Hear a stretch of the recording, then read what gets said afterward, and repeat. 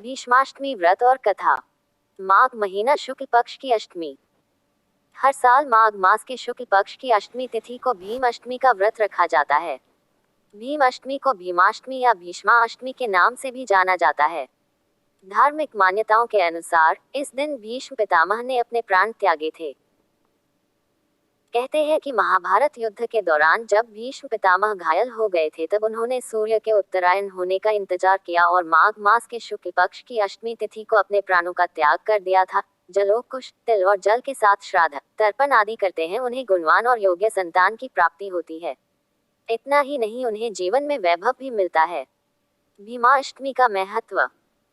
धार्मिक मान्यताओं के मुताबिक भीमाष्टमी का व्रत रखने निसंतान दंपतियों के गुणवान संतान की प्राप्ति होती है। साथ ही भीष्म पितामह का तर्पण करने से सभी तरह के पाप खत्म हो जाते हैं और पितृदोष भी दूर हो जाता है। धर्म ग्रंथों में भी इसका उल्लेख मिलता है। भीमाष्टमी की कथा। एक समय की बात है, राजा शांतनु शिकार खेलते हुए निषाद राज की कन्या मत्स्यगंधा, जो अत्यंत रूपवान थी, को देखते ही मोहित हो गए।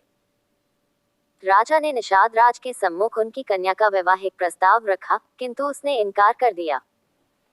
उसने कहा कि मैं अपनी कन्या का विवाह तब कर सकता हूं जब उसका पुत्र राजगद्दी का वारिस हो, मगर यह समस्या आपके पुत्र भीष्म के रहते पहले से ही समाप्त हो गई है, इसलिए मैं विवाह करने में अपने को असमर्थ पाता हूं। निषाद राज द्वारा यह बात सुनकर राजा शांतनु राजधानी चले आए, किंतु उनका मन सदा व्यग्र तथा उदास रहने लगा। यह बात पुत्र भीष्म जी को खटकी और उन्होंने इसका निमित्त जानना चाहा। राजा ने बेटे से सही सही बात बता दी। भीष्म जी ने पिता की दैक दीनता को दूर करने के लिए निषाद राज को समझाते हुए गंगा के जल में खड़े होकर आजीवन ब्रह्मचारी रहने की प्रतिज्ञा की। इस तरह निषाद राज इनकी बातों से संतुष्ट हो गया और अपनी कन्या मत्स्यगंधा, जिनका नाम सत्यवती भी था, का विवाह महाराज शांतनु से कर दिया। राजा ने पुत्र भीष्म जी की पितृभक्ति देखकर आशीर्वाद दिया कि तुम मृत्युंजय होगे। भीष्म पितामह ने दुर्योधन के पास हस्तिनापुर में रहने के कारण महाभारत युद्ध में कौरव पक्ष की ओर थे। कौरवों की हार होते देखकर दुर्योधन ने भीष्म पितामह पर शंका की तथा उन्हें पक्षपाती हो ऐसा कहा। इस पर भीष्म पितामह बहुत दुखी हुए तथा आज जौन हरे ही न शस्त्र गहाऊं ऐसी प्रतिज्ञा की। तत्पश्चात घमासान युद्ध हुआ, जिससे पांडवों को विजय की आशंका हुई।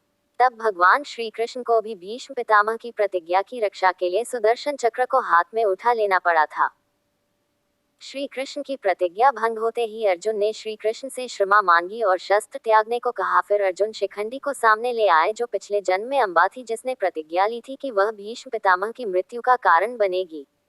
शिखंडी को देख भीष्म पितामह ने अपने अस्त्र शस्त्र नीचे रख दिए और अर्जुन ने अपने बाणों की वर्षा कर दी। भीष्म पितामह बाणों की शैया पर लेट गए।